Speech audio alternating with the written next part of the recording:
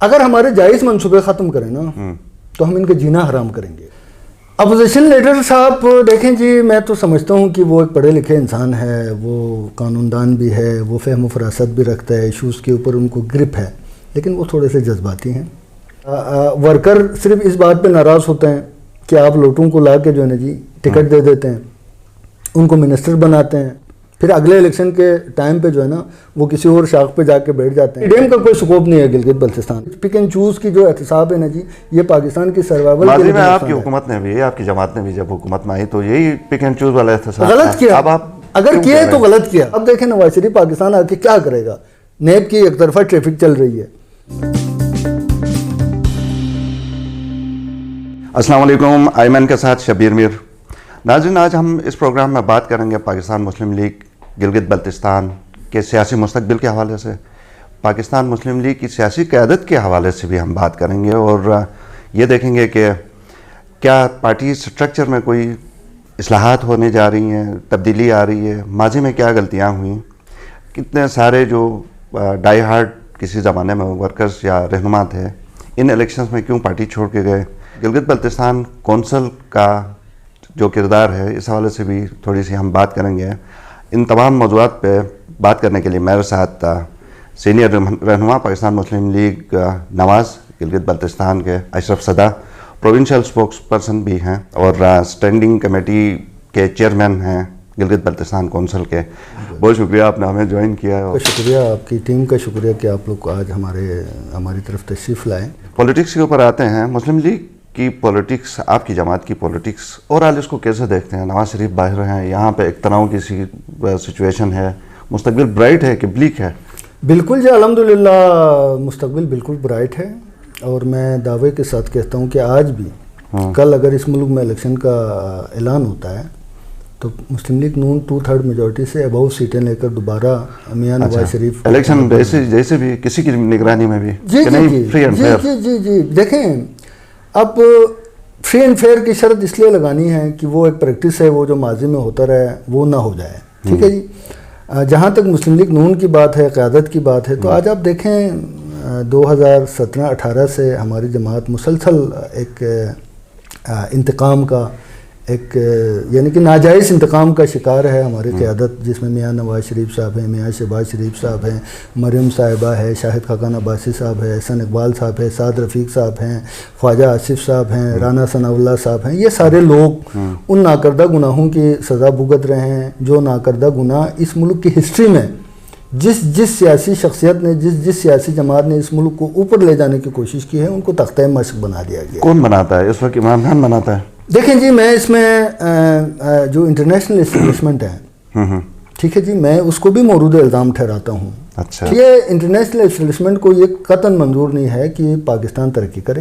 تو آپ کی لیڈرشپ باہر بیٹھی ہوئی ہے، پاکستان کیوں نہیں آ رہی ہے؟ اگر یہ ظاہر اسٹرگل کرنے کے لیے باہر بیٹھ کے کیسے کیا جا سکتا ہے جبکہ آپ گراؤنڈ؟ دیکھیں، آپ تاریخ اٹھائیں شبیر صاحب، جب بھی کوئی سپاہ سالار یا جب بھی کوئی لیڈر وہ محاصرے میں آ جاتا ہے، دیکھیں ہر جنگ جیتنا نہیں ہوتا، لیکن جنگ لڑنا آپ کی سپرٹ کے تحت لڑ رہے ہیں، آپ کی کاز کیا ہے، آپ کے ایمز کیا ہے، آپ کے گول کیا ہے، یہ میٹر کرتا ہے. نواز شریف نے محاصرہ توڑا. کیسے توڑا محاصرہ؟ کسی اناروں کے تحت توڑا؟ نہیں، دیکھیں جی، دیکھیں حکمت عملی ہوتی ہے، سیاست حکمت عملی کے اوپر بحث کرتا ہے. نواز شریف جیل میں رہے، میں خود ان سے جا کے کوٹ لکھپت جیل میں ملا ہوں 2018 میں. ٹھیک ہے جی، وہ بیمار تھے، وہ علاج کے لیے لندن چلے گئے. ٹھیک ہے جی، علاج ان کا چل رہا ہے. وہ جو ہی وہاں پہ ڈاکٹر جو ہے نا، اس وقت آپ دیکھیں نواز شریف پاکستان آ کے کیا کرے گا؟ نیب کی ایک طرفہ ٹریفک چل رہی ہے، اس سلیکٹڈ گورنمنٹ کے خلاف تھوڑا بول لیتا ہے، اس کے اوپر اگلے دن چارجز شروع ہوتے ہیں، اس کے اوپر انکوائری شروع ہوتے ہیں. یہ مطلب پک اینڈ چوز کی جو احتساب ہے نا جی، یہ پاکستان کی سروائیول کے لیے. میں آپ کی حکومت نے بھی، آپ کی جماعت نے بھی جب حکومت میں آئی تو یہی پک اینڈ چوز والا احتساب غلط کیا. اگر کیا تو غلط کیا. ٹھیک ہے جی، ہم یہ نہیں کہتے ہیں. دیکھو جی، میں آپ کو عرض کرتا ہوں نا جی، یہ جو اس ملک میں کوئی مقدس گائے نہیں ہے. ٹھیک ہے جی، جتنے آپ کے ملک کے پلرز ہیں، جتنے آپ کے ملک کے ادارے ہیں، ان سب کا احتساب ہونا چاہیے. کیا احتساب کے لیے صرف سیاستدان رہ گئے؟ آپ کے 11 سکیل کے سرکاری آفیسر کا اگر بحریہ میں 2 گھر ہے تو اس سے کوئی پوچھنے والا نہیں ہے کہ بھائی تم نے یہ 2 گھر کہاں سے لیا. ٹھیک ہے جی, تم نے کوئی اپنی پراپرٹی سیل کی, تم نے کوئی بینک لون لیا, تمہارے نام پہ کوئی لاٹری نہیں. اشرف صاحب آپ کی حکومت میں پھر وہی بات ہے, آپ نے بھی تو دیکھیں جی, میں قطعاً اپنی حکومت کو ڈیفینڈ نہیں کر رہا ہوں. میں یہ سمجھتا ہوں کہ اس ملک کے اندر اگر احتساب کا نظام آپ نے لانا ہے تو وہ اکراس دا بورڈ ہونا چاہیے, وہ سب کے لیے ہونا چاہیے. ٹھیک ہے جی, اس میں ہر ایک کے پیچھے ٹول لگا کے دیکھا جائے. ٹھیک ہے جی, کہ یا صرف اور صرف جو ہے جی, کیا اس ملک میں سیاستدان ہی رہ گئے ہیں احتساب کے لیے. ٹھیک ہے, تو پی ڈی ایم یہاں پہ تو اچھی خاصی سرگرم ہے, آپ کے خیال میں گلگت بلتستان میں اسی طرح کا رول کر سکتی ہے؟ نہیں جی, پی ڈی ایم کا کوئی سکوپ نہیں ہے گلگت بلتستان میں, وجہ نہ میں وہاں پر پی ڈی ایم کے حق میں ہوں. اور کیا وجہ ہے کہ یہ جماعتیں وہاں پر موجود ہیں, وہی حکومت وہاں پہ؟ ہمارے ہاں پولیٹیکل میچورٹی کی کمی ہے. ٹھیک ہے جی, ہمارے ہاں ہر کوئی آگے جو ہے نا جی آخر میں جو ہے نا اپنی ذات اور اپنے 1 سیٹ اور 2 سیٹ کے مفاد پر, ٹھیک ہے جی, وہ اپنا سیاسی پینترا بدل لیتے ہیں.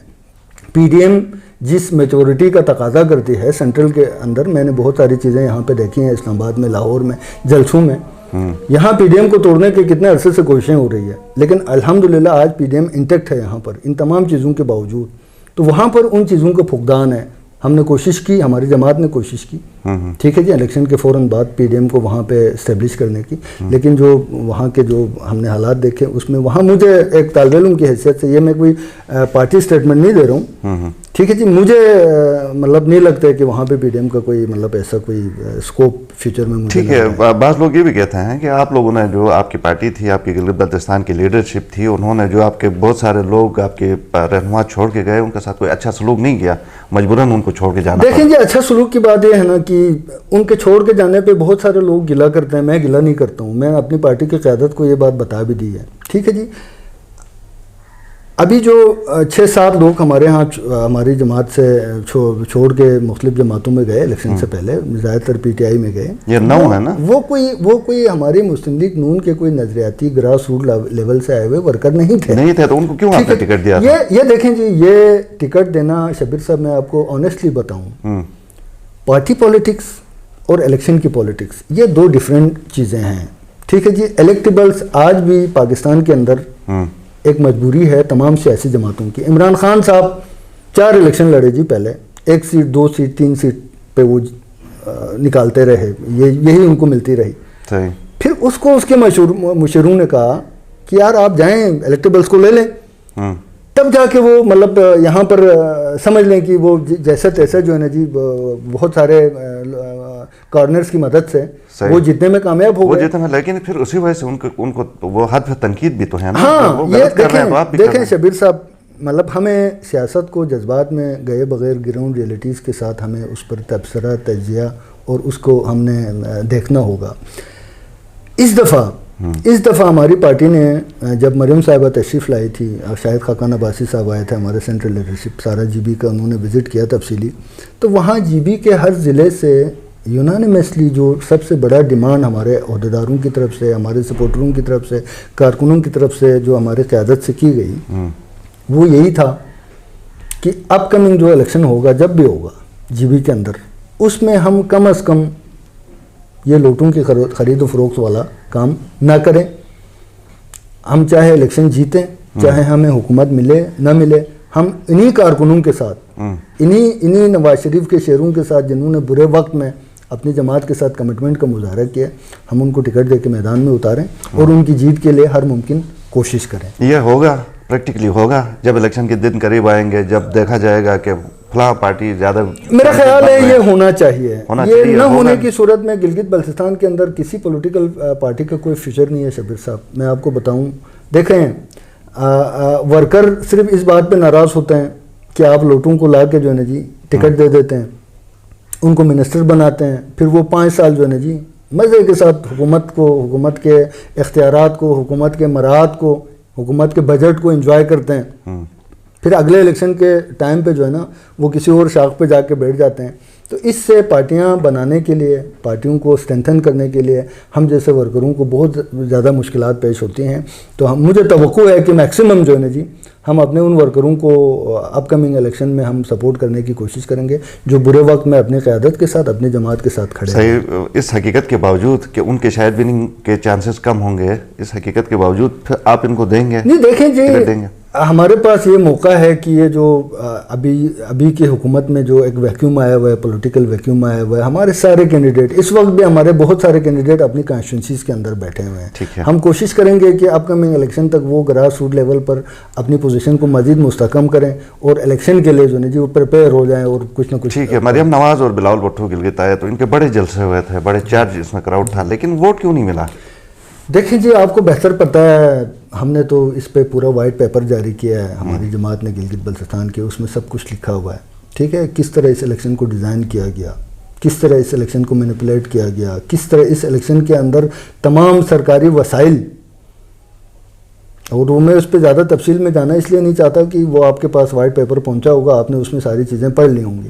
لیکن سوال پھر آپ کے اوپر ہی آتا ہے، آپ کے ماضی کے اوپر آتا ہے کہ جب آپ کی حکومت تھی تو برجس طاہر نے بیٹھ کے ایک ٹیلی فون سے سب کو کھڑکایا اور لائن اپ کروایا. دیکھیں جی، برجس طاہر کا کوئی سیاسی جلسہ آپ مجھے بتائیں الیکشن شیڈول کے اعلان ہونے کے بعد. ہمارے کسی فیڈرل منسٹر کا ایک سیاسی جلسہ 2015 کے الیکشن میں اس الیکشن میں بھی پارلیمانی بورڈ کا ممبر تھا اور سارے معاملات میں خود بلتستان ریجن کے اندر ہم دیکھ رہے تھے. ہمارے کسی پورٹ فولیو ہولڈر کا تو انہوں نے انفلوئنس نہیں کیا تھا، آپ کا کہنا یہ ہے؟ سر جی کوئی انفلوئنس نہیں کیا. کہیں آپ ثابت کریں نا. یہاں پر تو میں ثابت کر سکتا ہوں، یہاں پر تو 25 جو ہے نا جی سکولوں کو انہوں نے اپ گریڈ کر کے ہائی سکول کر دیا، 25 ہائی سکولوں کو ڈگری کالج بنا دیا، پتہ نہیں کہاں یونیورسٹی بنائے، ضلع بنائے. اب تو یہ گلے پڑ جائیں گے ان کے. ابھی تو ہم صوبائی حکومت کو ایک ہنی مون پیریڈ دے رہے ہیں. یہ ہمارا جو چیف منسٹر صاحب ہیں شریف آدمی ہے. ٹھیک ہے، اور یہ والے چیف منسٹر بھی سنا ہے شریف ہیں. جی میں اسی چیف منسٹر کی بات کر رہا ہوں. ٹھیک ہے جی، ہم ان کو دے رہے ہیں، ٹائم دے رہے ہیں. ابھی میں ان کی حکومت پہ ابھی اس وقت کوئی تنقید کرنا یا ان کی تعریف کرنا میں سمجھتا ہوں ایک ورکر کی حیثیت سے قبل از وقت ہے. ٹھیک ہے جی، عوام ان کو دیکھ رہے ہیں، ان کے وعدے بھی ہمارے موبائلز کے اندر موجود ہیں، ایک ایک چیز ان کے اعلانات بھی موجود ہیں، ان کے دعوے بھی موجود ہیں. ٹھیک ہے جی. سوال یہ ہے کہ عمران خان صاحب نے اتنے سارے دعوے کیے اور آج بھی لوگ ٹی وی پہ دکھاتے ہیں، سوشل میڈیا پہ دکھاتے ہیں، فرق تو نہیں پڑتا. ان کو کیا فرق پڑے گا؟ فرق ابھی اس لیے نہیں پڑے گا نا سر، وہ کرسی پر ہیں. ٹھیک ہے، اب فرق اس تک جو ہے نا، یہ آپ دیکھیں خوشامدیوں نے تاریخ اٹھا کے دیکھیں، خوشامدیوں نے بڑے بڑے سلطنتوں کو جو ہے جو الٹ کے رکھ دیا ہے. عمران خان صاحب تک ابھی پبلک پلس پہنچ نہیں رہا ہے. میں خالد خورشید صاحب کو مشورہ دوں گا کہ آپ خوشامدیوں سے باز رہیں، پبلک پلس کے اوپر، نفس کے اوپر اپنی انگلی رکھیں. ٹھیک ہے، اقتدار ملنا، عہدہ ملنا یہ کوئی مشکل کام نہیں ہے، یہ ہو جاتا ہے. لیکن اس عہدے کا برہم رکھنا، اس اقتدار کا برہم رکھنا اور اپنے کمٹمنٹس کو نبھانا، اپنے وعدوں پہ پورا اترنا، یہ بہت مشکل کام ہے. ہم نے ان 5 سالوں میں دیکھا ہے. گلگت بلتستان میں ایک چیف منسٹر کتنا با اختیار ہوتا ہے آپ کے خیال میں؟ سر وہ اگر اپنے اختیارات کو، مہدی شاہ آپ کی بات کر رہا ہوں، مہدی شاہ نے یہ کہا کہ چیف سیکرٹری آج بھی چیف سیکرٹری اور سب سے با اختیار ہے. دیکھیں جی یہ اس چیف منسٹر کے اوپر ڈیپینڈ کرتا ہے اچھا کہ وہ اپنے پاور کو کہاں کتنا ایکسرسائز کرتا ہے. یہ جو بالکل کیا جی. 2018 کا جو آرڈر ہے گلگت بلتستان کا، اس میں کونسل کے اختیارات ڈیوالو ہوئے، کونسل کو ختم کرنے کا فیصلہ کیا. کونسل کی 6 سیٹوں میں سے 5 سیٹیں مسلم لیگ نون کی تھی. شبیر صاحب، آپ نے کہیں میڈیا کے اندر کوئی مزاحمت ہمارے 5 ممبران کی طرف سے آپ نے سنی؟ نہیں. اس لیے کہ ہم چاہتے تھے کہ ہمارا صوبہ بااختیار ہو.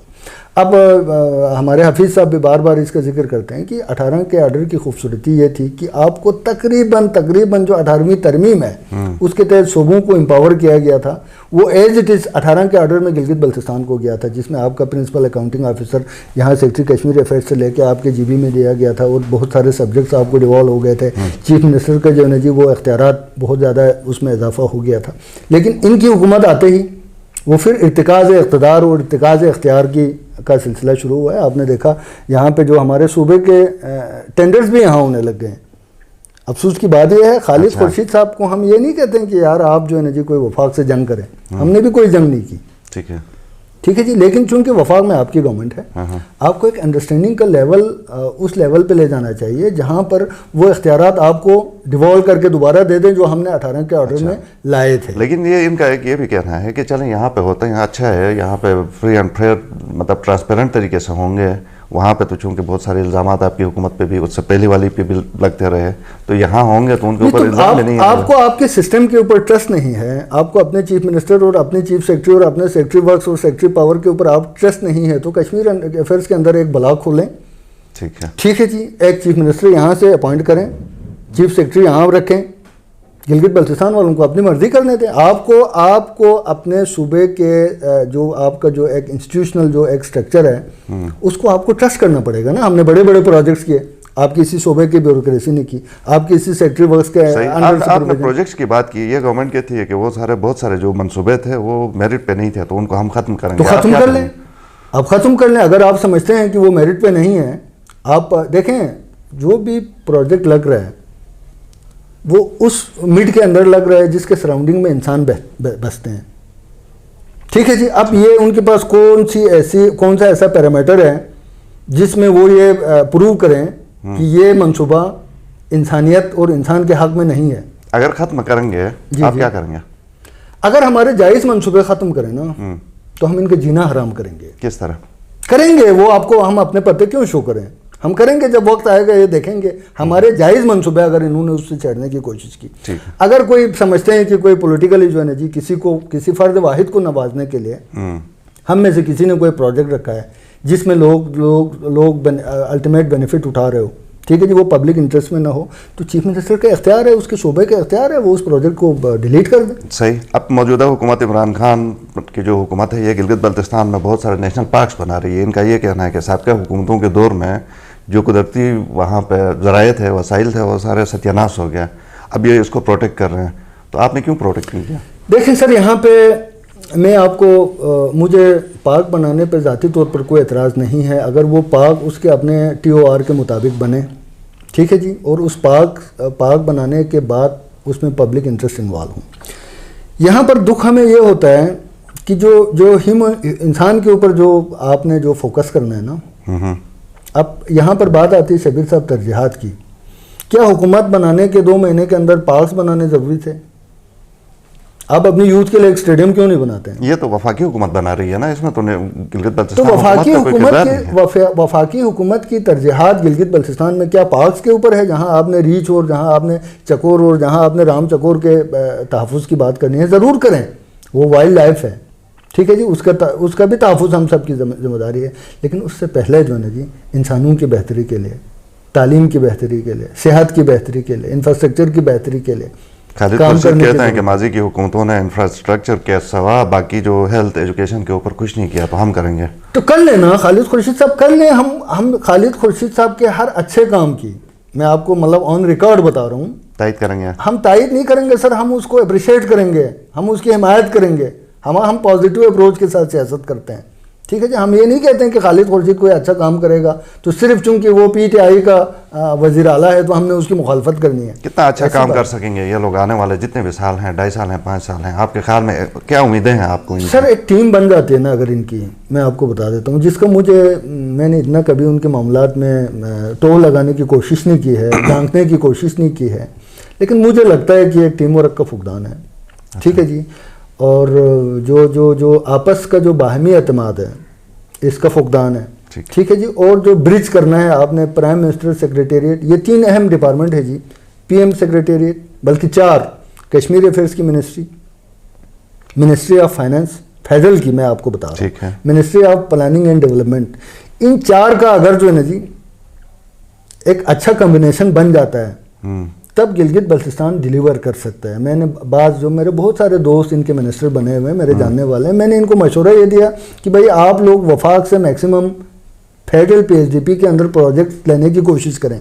آپ کی جو پروونشل جو ڈیولپمنٹ پروگرام ہے, جو آپ کا جو ڈیولپمنٹ بجٹ ہے وہ 5-10 ارب روپے ہے, 15 ارب روپے ہے, چلو بڑھا کے وہ 20 کریں گے.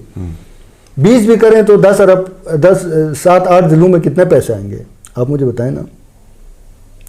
میں تو آپ کو یہ کہوں گا کہ یہ اگر ان 2.5 سالوں میں جو 42 بلین کا ہم نے گلگت سکردو روڈ انیشیٹ کروایا ہے, ٹھیک ہے جی, اس کے مقابلے کا یہ ایک پروجیکٹ لائیں تو میں سمجھتا ہوں کہ ان کا بہت بڑا احسان ہوگا اس قوم کے بعد. نہیں لا سکیں گے آپ کے خیال میں؟ میرا خیال ہے جو ملک کی اکانومی ہے, عمران صاحب نے پاکستان کی اکانومی کو تہ و بالا کر کے رکھا. اچھا, وہ تو کہتے ہیں صحیح سمت اب آ گئی ہے. نہیں, صحیح سمت آ گئی ہے نا سر. آپ نے تو مصنوعی کچھ کیا ہوا تھا. سر مصنوعی جو بھی کیا تھا نا, میں کوئی فائنینشیل ایکسپرٹ نہیں ہوں, ٹھیک ہے جی. مصنوعی تھا یا جینون تھا, ہم نے نواز شریف صاحب سے جو مانگا اس نے with in know time Ishaq Dar صاحب کو ڈائریکٹیوز دیے. ہم نے جو پروجیکٹ آگے کیا, احسن اقبال صاحب پلاننگ کے منسٹر ہوتے تھے, ان کو ڈائریکٹیوز گئے. ہم نے جو بھی پروجیکٹ سبمٹ کیا فیڈرل PSDP کے کشمیر افیئرس کے منسٹر برجیز طاہر صاحب نے ود ان نو ٹائم اپنے اسٹرانگ ریکمنڈیشن کے ساتھ ان کو PM ہاؤس بھیجا اور وہاں سے اپروول ہمیں مل گئی. ٹھیک ہے سر, ہمیں آم کھانے سے غرض ہے. ٹھیک ہے جی, ہم اس لمبی کہانی میں نہیں جاتے ہیں کہ پاکستان کی اکانومی آرٹیفیشل تھی. پاکستان کی اکانومی آرٹیفیشل تھی اس وقت بھی جو ہے نا جی, وہ انڈا جو ہے نا 80 روپے درجن تھا. اس وقت جو ہے نا جی ٹماٹر جو ہے نا 30 روپے کلو تھا. اس وقت آلو 25 روپے کلو تھا. اس وقت ڈالر جو ہے نا جی آپ کا 115 120 میں تھا. آرٹیفیشل ہی صحیح. ٹھیک ہے جی. اب ان کی جو اوریجنل جو یہ اکانومی بنا رہے ہیں, اس میں آپ جائیں, آپ اس وقت اسلام آباد میں بیٹھے ہوئے F6 جائیں, آپ 25 لوگوں کو کیمرہ لگا کے پوچھیں آپ مطمئن ہیں یا نہیں ہے. ٹھیک ہے, واپس آتے ہیں گلگت بلتستان الیکشن کے اوپر. جی آپ کو بہت بری طرح شکست ہوئی ہے, کیا سبق سیکھا آپ نے اس سے؟ ہم نے اس سے یہ سبق سیکھا جی کہ کبھی بھی لوٹوں پر اعتماد نہیں کرنا چاہیے. پہلا سبق. جو پارٹیاں بدلتے ہیں ان کو, وہ اگر ہماری پارٹی میں بھی آ جاتے ہیں نا تو ان کو اپنی حد میں رکھنا چاہیے. ٹھیک ہے. دوسرا سبق ہم نے یہ سیکھا کہ ہم یہ سمجھتے تھے کہ ہم نے جو اصلاحاتی ایک ناقابل یقین حد تک ہم نے ایک جال گلگت بلتستان کے اندر ترقیاتی کاموں کا, انسٹیٹیوشنل ریفارمز کا, میرٹ پہ بھرتی کا, یہ جو ہم نے کیا تھا, ہم یہ سمجھتے تھے کہ اس کا ہمیں پبلک جو ہے جی اس کو انڈورس کرے گی, لیکن وہاں سے ہمیں مایوسی ہوئی. تو ہم نے ہماری جماعت کے اندر ہمارے جو وہ نظریاتی ساتھی, وہ کارکن جنہوں نے 20 سال 25 سال اس جماعت کے لیے اسٹرگل کیا تھا, ہم ان کو اکوموڈیٹ نہیں کر پائے, ہم ان کو فیسلیٹیٹ نہیں کر پائے, ہم آؤٹ آف دا وے ان کو کوئی فیور نہ دے پائے. صحیح.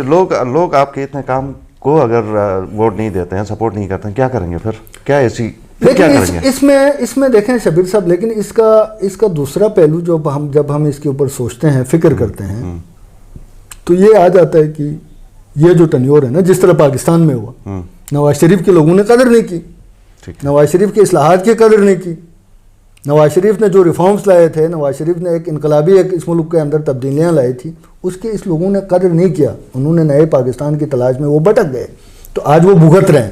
یہی سرکمسٹانسز, یہی سیناریو GB میں بنے گا.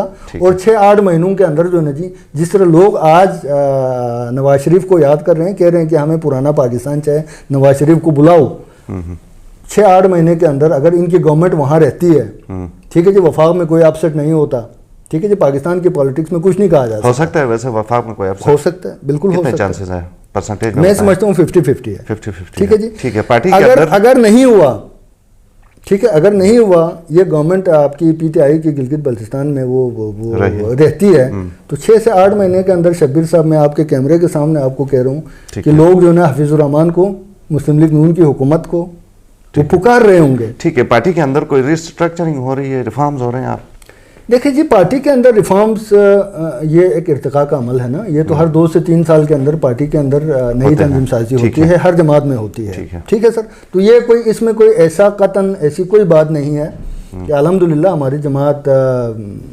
مرکز میں قائد محترم میاں محمد نواز شریف صاحب, شہباز شریف صاحب, مریم نواز صاحبہ, ان کی قیادت میں, اور صوبے میں حفیظ الرحمان صاحب اور ان کی جو ٹیم ہے ان کی قیادت میں متحد ہے, اور ہم کسی بھی حالات کا مقابلہ کرنے کے لیے تیار ہے. اور انشاءاللہ العزیز یہ نہیں کہ ہم جو اس وقت اپوزیشن ہے نا سر اسمبلی کے اندر, اس سے زیادہ اپوزیشن کا کردار مسلم لیگ نون. اپوزیشن کی آپ نے بات کی, مجھے یہ بتائیں اپوزیشن لیڈر کے رول کو آپ کیسے دیکھتے ہیں, آنے والے وقت میں کس طرح کا ہوگا؟ اپوزیشن لیڈر صاحب دیکھیں جی, میں تو سمجھتا ہوں کہ وہ ایک پڑھے لکھے انسان ہے, وہ قانون دان بھی ہے, وہ فہم و فراست بھی رکھتا ہے, ایشوز کے اوپر ان کو گرپ ہے, لیکن وہ تھوڑے سے جذباتی ہیں. آپ کو پتہ ہے کہ اس طرف کارگل لداخ سائڈ پہ کیا ہو رہا ہے, چائنا کے ساتھ ہندوستان کے کیا معاملات چل رہے ہیں, ہمارے ساتھ کیا چل رہے ہیں. ان حالات میں آپ نے گلگت بلتستان کی جو ایک جغرافیائی اہمیت اور وہاں کسی بھی ٹائم ہونے والی جو کانفرنسز ہیں جو متوقع ہے, ایکسپیکٹڈ ہے, ٹھیک ہے جی, ان کو مد نظر رکھتے ہوئے گلگت بلتستان کے تمام پولیٹیکل پارٹیز کو اپنا ہر قدم, اپنا ہر بڑا فیصلہ, ٹھیک ہے جی, وہ پاکستان کی سلامتی, بقا, استحکام کو مد نظر رکھتے ہوئے اور گلگت بلتستان کے عوام کے جو مفادات ہیں اس کو مد نظر رکھتے ہوئے, مطلب میں سمجھتا ہوں کہ میچور پولیٹکس کی طرف ہمیں جانا پڑے گا. امجد صاحب کو بھی, حفیظ الرحمان صاحب کو بھی, اور میچور پولیٹکس کی طرف جانا پڑے گا. مجھے آخری سوال, وقت کی کمی ہے, یہ بتائیے پاکستان مسلم لیگ نواز کی گلگت بلتستان میں مستقبل کیا ہے؟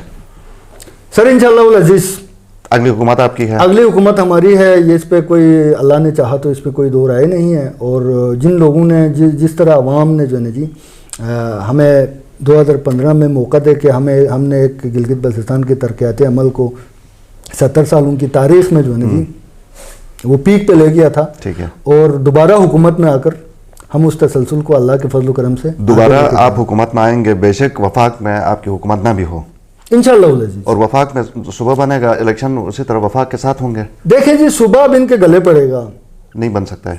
بن تو سکتا ہے. ابھی دعوے تو یہ کرتے ہیں نا جی. ابھی وہ اکثر لوگ کہتے ہیں کہ جی مسلم لیگ، پرسوں میں ان کے کسی بندے کا انٹرویو دیکھ رہا تھا، وہ کہہ رہے تھے جی مسلم لیگ نون اور پیپلز پارٹی والے ساتھ نہیں دیتے. بھائی آپ تو ریزولوشن آپ ٹیبل کریں نا نیشنل اسمبلی کے اندر، ٹھیک ہے. آپ قرارداد تو لائیں. آپ ساتھ دیں گے؟ بھائی ہم دیں گے تو سرخرو ہوں گے نا جی بی میں، نہیں دیں گے تو ہم مطلب ہمارے چہرے سے نقاب اٹھ جائے گا. ٹھیک ہے. فضل الرحمان دعویٰ دیکھیں جی، دعویٰ اعلان عمران خان صاحب نے کیا ہے. ٹھیک ہے جی. آپ ریزولوشن لے آئیں.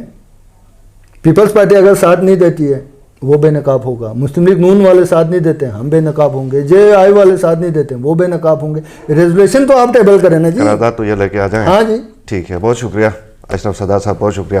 ناظرین گفتگو آپ نے سنی، آپ کے فیڈ بیک کا انتظار رہے گا. اجازت دیجیے. اللہ حافظ.